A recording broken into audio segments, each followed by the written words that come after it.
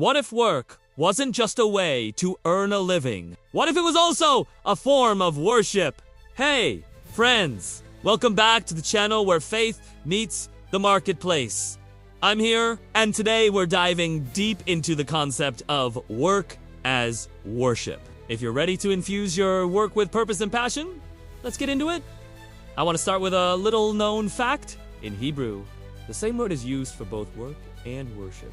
That means every task, whether serving a client, reporting to a boss, or caring for a customer, can be an offering to God. Work isn't just about paying bills or climbing the corporate ladder. When you see it as service to others, the grind becomes a calling. Think of the Israelites in Egypt. Their daily work as slaves might have seemed meaningless and burdensome, but when they followed God's instructions and made the unleavened bread during Passover, their ordinary task took on extraordinary significance. They were participating in God's plan for deliverance. Similarly, when we approach our daily work with intention and excellence, we turn the mundane into the magnificent. We honor God, not just in our worship services or quiet times, but also in our everyday lives. But there's another layer to consider. Our work doesn't exist in a vacuum. It affects and is affected by those around us. When we serve others well and solve problems, we bless not only ourselves and our families, but our communities and the world. So let me ask you, how can you infuse your work with meaning and purpose? How can you make a positive impact through your work? And most importantly, how can you see your work as a form of worship in service to God? Now, if you're enjoying this video, please hit the like button. Subscribe to our channel and share this with your friends and family. Together, we can discover the beauty of faith in the workplace. Now let's move on to point no. 2. There are really two forms of work. And understanding this distinction can help us find fulfillment and balance in our professional lives. The first type of work is avada, which refers to toil or labor. This is the kind of work that involves hard, often repetitive tasks, like manual labor or working long hours with limited recognition. Imagine a construction worker laboring under the hot sun, or a healthcare worker tirelessly caring for patients day in and day out. This work is physically and emotionally demanding and can sometimes feel monotonous or undervalued. However, avada is crucial because it lays the foundation for everything else. Just as physical labor is necessary to build a house, this kind of work provides the groundwork for progress and prosperity. It may not be glamorous, but it's essential. The second type of work is creative work, which involves building, designing, or creating something new and innovative. This is the kind of work that allows us to express our talents and contribute to the betterment of society. Think of an artist creating a beautiful painting,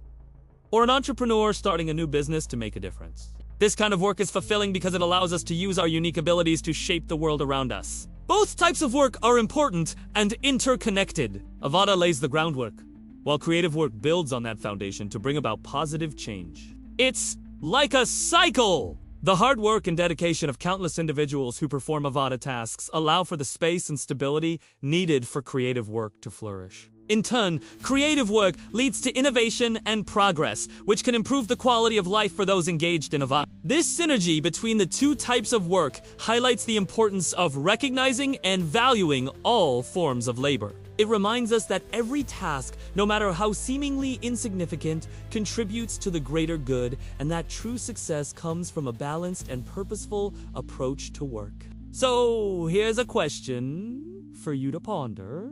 Which type of work do you find yourself doing most often? Are you engaged in the foundational tasks of avada, or are you using your creativity to build and innovate? And how can you find ways to incorporate more of both types of work into your professional life? Remember, both avada and creative work are essential for personal fulfillment and societal progress. By embracing and appreciating both, we can strive for a more balanced and meaningful work life.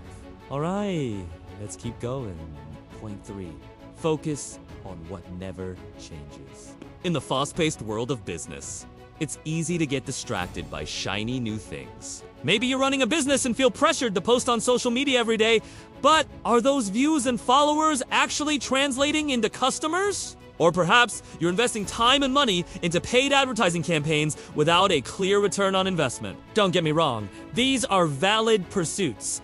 but we need to keep our eyes on the ultimate prize. At its core, the goal of any business endeavor should be to generate revenue and profit. Everything else should support this primary objective. As a leader, it's your responsibility to stay focused on what truly matters. Avoid getting caught up in the latest trends or fads that offer quick fixes or empty promises. Instead, take a step back and assess what has stood the test of time. Revenue and expenses are the key indicators of a business journey. Revenue represents the income generated from selling products or services, while expenses encompass the costs associated with running the business.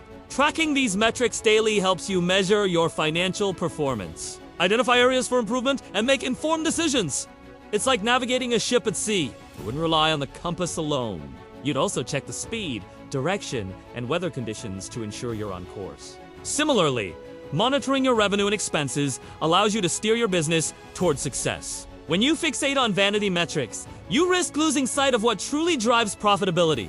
For example, having a large social media following might seem impressive, but unless those followers are engaged and converting into customers, they don't contribute to your bottom line. Paid advertising can also be costly without a clear strategy to measure its effectiveness. Instead, focus on optimizing your core offerings, improving customer service, and managing expenses. These are the fundamentals that drive sustainable growth and long-term success. To illustrate this point, let's look at two hypothetical businesses, a bakery and a software company. Both businesses aim to grow, but their paths differ. The bakery owner focused on creating delicious pastries and building a loyal customer base, finds success through word of mouth and community engagement. Meanwhile, the software company relies heavily on paid advertising and boasts impressive website traffic. However, their customer acquisition costs are high and the revenue remains inconsistent. In this scenario, the bakery has focus on fundamentals such as product quality, and customer relationships leads to steady growth and profitability, while the software company's obsession with vanity metrics hinders their progress. Remember, staying focused on what doesn't change is a testament to your character. It reflects your ability to resist distractions and remain committed to your core values. This discipline will serve you well, not only in your professional life, but in every aspect of your journey. So I challenge you to ask yourself, am I focused on what truly matters? Am I letting distractions and fads derail my progress? By committing to track your revenue and expenses daily, you'll gain clarity, control, and confidence in your journey towards success. All right, let's dive into our next point, the role of a leader. Imagine you're on a road trip with friends. The driver keeps stopping at every gas station to check the tire pressure, adjust the radio and buy snacks, but never actually gets on the road. Frustration builds among the passengers who have no idea where they're going or when they'll arrive.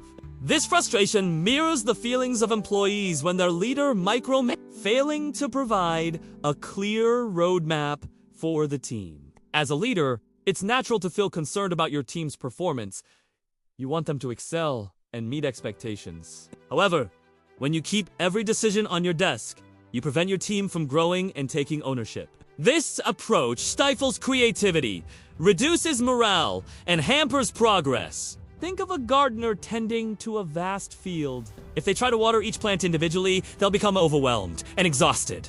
Instead, they invest time and resources into creating an efficient irrigation system that nourishes the entire field effortlessly. Similarly, as a leader, your role is to set the roadmap, not drive the car. Your job is to create a thriving ecosystem where your team can flourish and achieve remarkable results. This shift in perspective requires a deliberate effort. Start by clarifying your vision and goals. Communicate these clearly to your team, emphasizing their importance. Then empower your team members by giving them autonomy and the necessary resources to achieve their objectives. Provide guidance and support, but allow them to explore, experiment, and learn from their experiences. When you adopt this approach, you'll witness remarkable transformations within your team. Members will become more engaged, motivated, and accountable for their actions. Creativity will flourish as individuals are no longer afraid of making mistakes, and progress will accelerate as everyone works cohesively towards a shared vision. In essence, your role as a leader is to cultivate an environment where your team can thrive and contribute their best. By setting the roadmap and providing the necessary resources, You'll unleash their potential and achieve extraordinary results together. So ask yourself, am I empowering my team to succeed, or am I holding on too tightly? By embracing the right mindset and practices, you can lead your team to new heights of achievement and fulfillment. And remember, friends, this journey is not about you. It's about equipping others to shine. Well, we've come to the final point of our discussion, excellence in the ordinary. And I've been thinking, success is rarely the result of one big lucky break. Rather, it's built from a series of small, faithful actions taken consistently over time. Let me tell you a story about a farmer. Every day, he wakes up before sunrise, tending to his crops with unwavering care. He weeds the fields, waters the plants, and protects them from pests, all with the hope of a bountiful harvest. He doesn't do this for a single day. He does it year after year, season after season. Finally, his dedication pays off, and he reaps the rewards of his labor. The crops flourish, providing nourishment and prosperity. Similarly, our lives are shaped by the accumulation of small, seemingly ordinary actions. Those early morning workouts, diligent study sessions, or late-night work on a passion project may not yield immediate results, but their impact compounds over time. These moments of diligence and commitment are the building blocks of success. Let's take the example of a salesperson. While their colleagues focus on hitting quarterly targets, one salesperson dedicates time each evening to craft personalized thank you notes to clients. He takes the extra step to follow up on customer feedback and continuously seeks ways to improve their experience. Year after year, this salesperson's dedication pays off. His clients become his biggest advocates, leading to increased sales and professional growth. These examples illustrate the power of consistency and perseverance in achieving extraordinary results. By committing to excellence in the ordinary, we pave the way for lasting success. And here's the secret sauce to infusing excellence into your daily routine. Start with yourself. Cultivate an unwavering commitment to your craft, whether it's showing up on time, making thoughtful contributions, or upholding the highest ethical standards. Lead by example, inspiring others to do the same. When you combine individual excellence with collective effort, you create a powerful synergy that drives extraordinary results. As you finish this video, I want you to think about what small steps you can take today to infuse your work with purpose and excellence. Will you commit to studying that extra chapter, making one cold call, or crafting a personalized message? By committing to these seemingly ordinary actions, you'll lay the foundation for extraordinary success. Remember, friends, work is more than just a means to earn a living. It's an opportunity to reflect God's character and serve others with excellence. Let's continue to support each other on this journey, sharing our wins and challenges along the way. Until next time, may your work be a testament to your faith and a blessing to those around you.